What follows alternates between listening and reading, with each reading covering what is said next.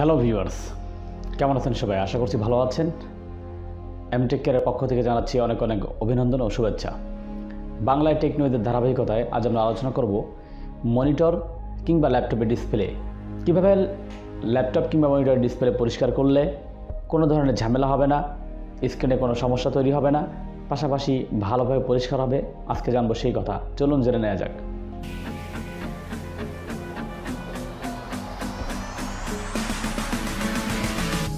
দর্শক, অনেক সময় দেখা যায় বিভিন্ন সোশ্যাল মিডিয়াতে আমরা পোস্ট দেখি কিংবা আমাদের কাছে অনেক সময় নিয়ে আসে অনেকে যে আমার স্ক্রিনটা অথবা মনিটরটা ল্যাপটপের ডিসপ্লেটা অনেক ময়লা ছিল, তেল হয়ে গিয়েছিল, তাই আমি এটাকে সাবান পানি দিয়ে, শ্যাম্পু দিয়ে কিংবা গ্লাস ক্লিনার দিয়ে এভাবে সেভাবে পরিষ্কার করতে গিয়েছিলাম, এখন ভিতরে পানি প্রবেশ করেছে, এই সমস্যা হয়ে গিয়েছে।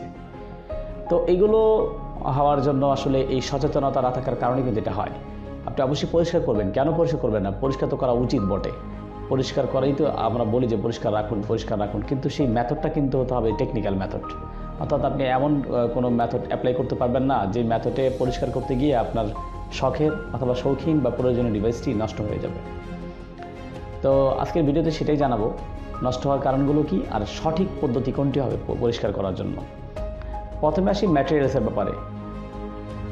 সাধারণ গ্লাস ক্লিনার এবং ল্যাপটপের স্ক্রিন ক্লিনার একই জিনিস নয়, কারণ সাধারণ গ্লাস ক্লিনার এটা গ্লাস বা কাচের উপরে কিন্তু ক্রিয়া করে ময়লাকে তুলে ফেলার জন্য এই এজেন্টটা তৈরি করা হয়েছে। এটার ইনগ্রেডিয়েন্টস কিন্তু ভিন্ন। আর স্ক্রিন ক্লিনার সেটা কিন্তু গ্লাসের জন্য না, স্ক্রিন কিন্তু কাচের না। একটা জিনিস আপনারা সবাই জানেন যে স্ক্রিনের উপরে অনেকগুলো লেয়ার থাকে, ভিতরে অনেকগুলো লেয়ার থাকে। তো সবার উপরে যে সারফেসটা সেটা অনেক ক্ষেত্রেই কিন্তু একটা পাতলা আবরণ থাকে, অনেক সময় গ্লাস শিটের থাকে, চাচের থাকে, অথবা অন্য কোনো ম্যাটেরিয়ালসের থাকতে পারে। সেই ক্ষেত্রে সরাসরি গ্লাস ক্লিনার ব্যবহার করলে পরিষ্কার হলেও সেটা কিছুটা কিন্তু ঝুঁকি থেকেই যায়। হয়তো অনেকে কমেন্টস করতে পারেন যে আমি 4 বছর 5 বছর গ্লাস ক্লিনার দিয়ে ব্যবহার করতেছি, ভাই আপনি করেন, আমি আপত্তি করব না, কিন্তু আমি যেটা জানি সেটা আমাকে বলতে দিন। আমি সেই জায়গা থেকে বলছি যেটা আমি বাস্তবে দেখেছি, যে যেহেতু বাজারে স্ক্রিন ক্লিনিংয়ের জন্য আলাদা কিট অথবা এজেন্ট পাওয়া যায়, সেক্ষেত্রে আপনি কেন ঝুঁকি নিয়ে আপনি অন্য কোনো কিছু ব্যবহার করবেন? 100 থেকে শুরু করে 200 টাকার ভিতরে অনেক আইটেমের স্ক্রিন ক্লিনার পেয়ে যাবেন, যেগুলো আপনার মনিটর কিংবা ল্যাপটপের ডিসপ্লের জন্য স্পেশালি সেগুলো তৈরি করা হয়েছে। সেগুলোর সাথে একটা ব্রাশ বা ব্রুশ দেওয়া থাকে, যেটাতে আপনি ধুলাবালি প্রথমে পরিষ্কার করতে পারবেন। এরপরে সেখানে একটা কটনের একটা কাপড়ের টুকরো দেওয়া থাকে। তো এছাড়া আপনি যে কোনো ভালো সফট কোনো কাপড় বা তোয়াইলা বা অথবা টিস্যু ব্যবহার করতে পারবেন, কিন্তু সিস্টেমটা কি? সেই বোতলগুলোতে যেখানে এজেন্টগুলো দেওয়া থাকে সেখানে স্প্রে সিস্টেমে থাকে। তা আপনি যদি সরাসরি স্প্রেটা যদি স্ক্রিনে করেন তাহলে কি হবে?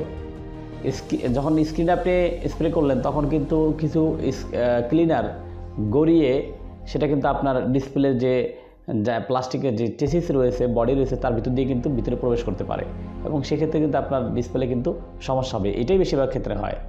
কেউ হয়তো ভিন্ন এজেন্ট ব্যবহার করেন, সেই জন্য হয়তো বেশিরভাগ ক্ষেত্রেই সমস্যা হয় ভুল পদ্ধতিতে অ্যাপ্লাই করার কারণে।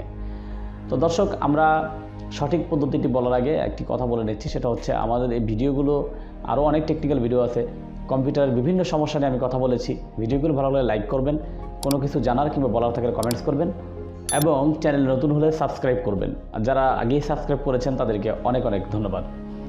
দর্শক, যেটা বলছিলাম, তাহলে এই ভুল পদ্ধতিতে কি করা যাবে না?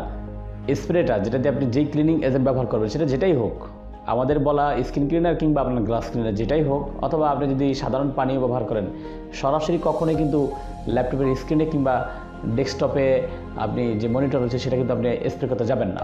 তাহলে কিন্তু কিছুটা এজেন্ট অথবা সেই লিকুইড গড়িয়ে পড়ে সেটা কিন্তু একটা ঝুঁকিতে আপনাকে ফেলবেই। যতই সতর্ক থাকেন এরপর একটা ঝুঁকি থেকেই যায়। তো যেটা করবেন, আপনি টিস্যু কিংবা কোনো সুতি কাপড় বা কোনো যেই এজেন্টের সাথে যে কাপড়টা দেওয়া থাকে, টুকরাটা দেওয়া থাকে কাপড়ের, সেটার ভিতরে আপনি প্রথমে স্প্রে করবেন। স্প্রে করে ওই ভেজা ইটা দিয়ে, সেটা কিন্তু এমন ভেজা না যেন চাপলে যেন আবার সেখান থেকে পানির মতো ফোটায় পড়ে, এমন ভেজা হবে না। একটু স্প্রে করেন, জাস্ট একটু স্প্রে করে একটু ভেজা অবস্থায়, স্যাঁতস্যাঁতে অবস্থায় সেটা দিয়ে আপনি প্রথমে একবার ভালো করে আপনি ঘষে ক্লিন করলেন। এতে কিন্তু সব ধরনের তৈলাক্ত ভাব নাও যেতে পারে। আপনি যখন ক্লিন করবেন তখন বিভিন্ন অ্যাঙ্গেল থেকে দেখলে মনিটর বা ল্যাপটপ ডিসপ্লে দেখবেন যে অনেক তৈলাক্ত ভাব থাকতে পারে, বা হাতের দাগ থাকতে পারে, ধুলা থাকতে পারে। সেক্ষেত্রে আপনি আরেকবার ব্যবহার করেন, প্রথম দিকে যখন নতুন নতুন আপনি ক্লিনিং এজেন্ট ব্যবহার করেন তখন আপনার কিন্তু 2-3 কোট অর্থাৎ 2-3 বার কিন্তু আপনার এটা ক্লিন করতে হতে পারে। এরপর আপনি সপ্তাহে একদিন ক্লিন করলে অত ময়লা হবে না। তো এটা হচ্ছে মেথড, সেটা হচ্ছে ক্লিনিং এজেন্ট ব্যবহার করতে হবে স্কিনের জন্য, যেগুলো ডেডিকেটেড, যেগুলো স্কিনের জন্য তৈরি করা হয়েছে সেগুলো আপনি কিনবেন। আরেকটা হচ্ছে ব্যবহার পদ্ধতি, আপনি যে কোনো কটনে, টিস্যুতে, কাপড়ে আপনি স্প্রেটা করবেন, তারপরে ওই ভেজা টিস্যু কাপড় দিয়ে আপনি স্ক্রিনটা ভালো করে কর্নার থেকে ভালো করে সব দিক থেকে ঘুরিয়ে ঘুরিয়ে আপনি ক্লিন করবেন। একবারে না হলে আপনি কয়েকবারে কাজটা করতে পারেন, তবে কখনোই কোনো অবস্থায় স্ক্রিনে সেই স্প্রে করা যাবে না। আরেকটা বিষয় হচ্ছে স্কিন যে ময়লা হওয়া আর স্কিনের দাগ পড়া, এটা কিন্তু অনেক ক্ষেত্রে ভিন্ন ভিন্ন সময় ভিন্ন কারণে হতে পারে।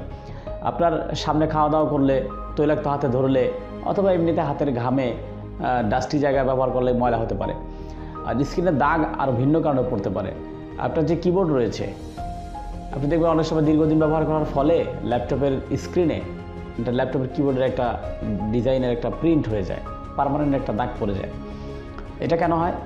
যেই প্যাডগুলো দেওয়া থাকে ল্যাপটপের ডিসপ্লের পাশে, যে ছোটো ছোটো রাবারের প্যাড দেওয়া থাকে, সেগুলোর উদ্দেশ্যে কিন্তু কিবোর্ড থেকে এটাকে ফাঁকা করে রাখা, কিন্তু একটা সময়ের সাথে দেখা যায় প্যাডগুলো একটু চেপে যায় কিংবা পড়ে যায়, অথবা আমরা ছিঁড়ে ফেলি কিংবা ছুটে যায়, কিংবা সেটা নিচু হয়ে যায়, ক্ষয়প্রাপ্ত হয় বিভিন্ন কারণে।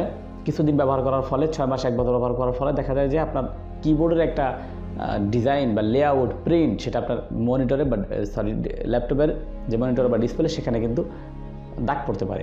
এই দাগ কিন্তু কখনোই কোনো রকম কোনো এজেন্টের মাধ্যমে আপনি উঠাতে পারবেন না, কোনো ধরনের ক্লিনিং কিট ব্যবহার করে এটা উঠানো যাবে না। So tough. তো সেক্ষেত্রে কী করতে হবে? যদিও ভিডিওটা ছিল ক্লিনিং এজেন্ট নিয়ে, তারপরে এই শেষ দিকে এটা বলার কারণ, এটা যদি হয়ে যায় সেক্ষেত্রে কিন্তু ক্লিনিং এজেন্ট কিন্তু কাজ করবে না। এটার জন্য আপনি যেটা করতে পারেন, ভালোভাবে একবার পরিষ্কার করে তারপরে স্ক্রিন প্রোটেক্টর পাওয়া যায়। আপনার ল্যাপটপ 14.0 ইঞ্চ হলে বা 15.6 হলে বা 13.3 হলে সব মাপেরই মোটামুটি বাজারে অ্যাভেলেবেল স্ক্রিন প্রোটেক্টর ল্যাপটপের। এটা 100 থেকে 200 টাকা, বিভিন্ন জায়গা ভেদে মানে ভালো কোয়ালিটি বুঝে কিন্তু দাম কম বেশি হতে পারে। আপনি নিজের চালে লাগাইতে পারেন, সেক্ষেত্রে তো বাবল একটু বেশি থাকবে। আর যারা নিয়মিত ব্যবহার করেন, তার কৌশলটা জানেন, তারা কিন্তু এটা লাগাইলে কিন্তু কোনো ধরনের বাবল থাকবে না। আমি এই স্ক্রিন প্রোটেক্টর লাগানোর উপর একটা আলাদা ভিডিও তৈরি করব, আপনাদের সেটা দেখতে পাবেন আমাদের চ্যানেলে খুব শীঘ্রই। যাই হোক, তো এখানে যেটা আমি বলতে চাচ্ছিলাম যে আপনারা এই স্ক্রিন প্রোটেক্টর ইউজ করলে আপনার ল্যাপটপের কিবোর্ডে যে দাগটা মনিটরে পড়বে সেটা কিন্তু পড়বে কিন্তু স্ক্রিন প্রোটেক্টরের উপরে, এবং সেটা কিন্তু পরে উঠিয়ে ফেললে কিন্তু ল্যাপটপের ডিসপ্লে থাকবে পরিষ্কার ঝকঝকে। আপনি এই ল্যাপটপের দাগ পড়ুক বা না করুক, আমি বলবো যে এত দামের ল্যাপটপটার ডিসপ্লেটা যাতে কোনো ধরনের বাইরের ময়লা মেন ডিসপ্লেটা নষ্ট করতে না পারে, সেই জন্য আপনারা অবশ্যই স্ক্রিন প্রোটেক্টর ব্যবহার করবেন। একটা বিষয় হচ্ছে, ল্যাপটপের নতুন কেনা অবস্থায় কিন্তু কোনোভাবেই স্ক্রিন প্রোটেক্টর লাগানো থাকে না, কোনোভাবেই থাকে না। আপনাকে মনে হতে পারে যে এটা ল্যাপটপ মনে হয় একটা স্ক্রিন প্রোটেক্টর আছে, প্রথম যেটা ছিল আপনি সেটা উঠাই নেই, ওইটা মেইন ডিসপ্লে, ওটা কোনো স্ক্রিন প্রোটেক্টর নাই। যাই হোক, এই বিষয়ে যদি আরও কিছু জানার থাকে আপনারা কমেন্টস করতে পারেন।